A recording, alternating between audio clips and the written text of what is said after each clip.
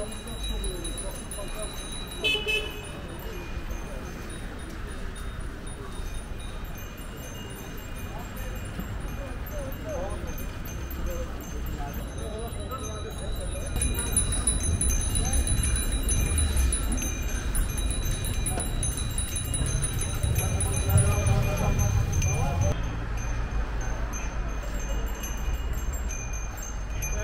için kazanıyoruz.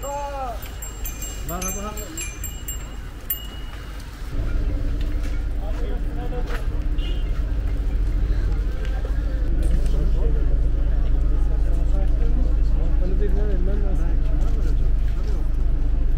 Merhabalar değerli Van halkı, değerli basın emekçileri. Bildiğiniz üzere yönetime geldiğimiz günden beri her zaman vurguladığımız eşitlikçi bir belediyecilik anlayışı, demokratik, katılımcı, şeffaf ve sosyal eşitlik hak temeline dayalı bir belediyecilik anlayışını hayata geçirmeye çalıştığımızı en başından beri ifade ettik. Bugün burada olmamızın sebebi ise Avrupa Hareketlilik Haftası sebebiyle yine ifade ettiğimiz değerleri yaşama geçirebilmek açısından bir çeşit etkinlikle bugün buradayız. İlk etkinliğimiz İpek Yolu Kent Parkı'ndan başlayıp Musa Anter Parkı'na kadar bisiklet sürüşüydü, pedal çevirişiydi. Buradaki amacımız ise kentte en temel sorun haline gelen, en derinleşmiş sorun haline gelen trafik sorununa, ulaşım sorununa dikkat çekmekti. Bu sebeple bu sorunu ifade ederken sadece belediye yönetimi değil, bu sorunu en derinden yaşayan halka çağrı yaparak bugün buraya geldik. Bisikleti olan herkesi bu etkinliğe katılmak üzere gerçekleştirdik etkinliğimizi. Buradaki amacımız ise burada ulaşıma, trafik sorununa dikkat çekmek ve farkındalık oluşturmak amaçlıydı. Zaten Avrupa Hareketlilik Haftası'nın en temel amacı ise kentlerde yaşanan bir takım sorunları bu hareketlilik sayesinde farkındalık yaratmak ve çözüme ulaştırmaktı. Biz de en temelde yaşanan ulaşım ve trafik sorununa karşı duyarlılığı yaratmak, duyarlılık oluşturmak, bilinci açığa çıkartmak açısından bugün pedal çevirdik. En temelde ifade ettiğimiz şey bu soruna toplu taşımayla, yaya yürüyüşüyle, yürüyüş parkurları oluşturmakla ve bisiklet sürüşünü teşvik etmekle aslında çözüm ulaştıracağımızı söylemiştik. Bunun en temel sebebi ise yine daha güvenilir, daha ekolojik bir ulaşım sürdürebilmek ve bu temelde sürdürülebilir bir trafik ve ulaşım meselesini hayata geçirebilmek ve sürdürülebilir kentler oluşturmak açısındandı. Avrupa Hareketlilik Haftası'nda 2024'teki haftanın teması ise yine trafik ve ulaşım sorununa dikkat çekmekken yarın bu kentte ulaşıma, trafiğe dayalı en temelde bu sorunu en derin yaşayan engelli yurttaşlara dair bir piknik organizasyonu olacak. Onlarla birlikte olacağız ve onlar için de sosyal hak temelli, sosyal eşitlik temelli bir yaşamı sürdürebilmek, hep birlikte sürdürebilmek amacıyla gerçekleştireceğiz. Çarşamba günü ise Akdamar Adası'nda dalgıç ekiplerimiz dalarak Van Gölü içerisindeki kirliliğe dikkat çekecek ve farkındalık oluşturacak. Bu temelde bizler yine ekolojik belediyecilik anlayışımız gereği ekolojiye duyarlı kentler yaratmak, sürdürülebilir kentler yaratmak ve ekolojik dengeyi sağlayabilmek açısından da bu etkinlikleri gerçekleştireceğimizi ifade edebiliriz. Yine en başta ifade ettiğimiz gibi herkes için, herkesin katılım sağlayabileceği, halkın kendi kendisini yönetebileceği bir belediyecilik anlayışıyla Avrupa Hareketlilik Haftası'nı da bu temeldeki etkinliklerle devam ettirebileceğimizi söyledik.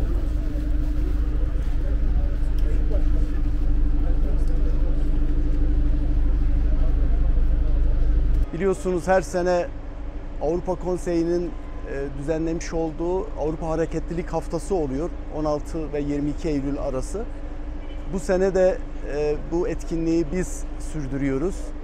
Biliyorsunuz bu Avrupa Hareketlilik Haftası'nın, Avrupa Konseyi'nin amacı daha ekolojik, daha demokratik, daha katılımcı, daha eşitlikçi, daha güvenli, daha sağlam, daha erişilebilir, daha yeşil ve daha yaşanılabilir kentler inşa etmektir. Buna teşvik etmektir. Bu anlamda bizler de hep söyledik. Kentimizi daha yeşil, daha ekolojik, daha demokratik, daha eşitlikçi, daha katılımcı, daha kapsayıcı, daha sağlam, daha güvenli bir anlayışla yöneteceğimizi biz hep söyledik.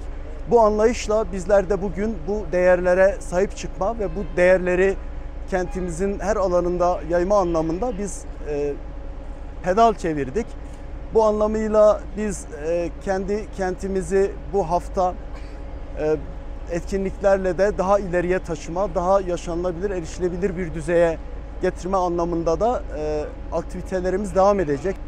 Biz bütün bu süreçleri daha erişilebilir, daha yaşanılabilir, daha yeşil, daha ekolojik bir kent yaratma adına bu çalışmalarımızı sürdüreceğiz. Evet, biliyoruz imkanlarımız kısıtlı, ancak yapabileceklerimiz de çok. Bu anlamda katılımcı bir anlayışla, kentimizin dinamikleriyle, başta imar, ulaşım, trafik, çevre, kültür, tarım alanlarında üstümüze düşen bütün sorumlulukları kentin dinamikleriyle birlikte üstümüze düşen sorumlulukları yerine getireceğiz. Bu sorunların üstesinden geleceğiz. Zaten halkımız da görüyor. Özellikle bu son süreçlerde yaratılan sahte algılara halkımız kanmıyor.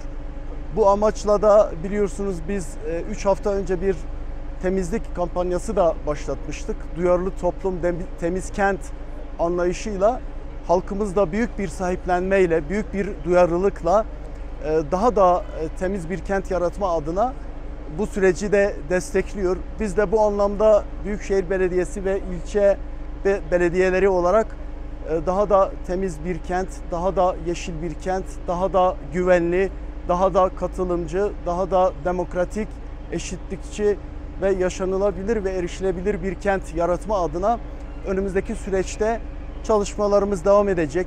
Buradan şunu da ifade edelim.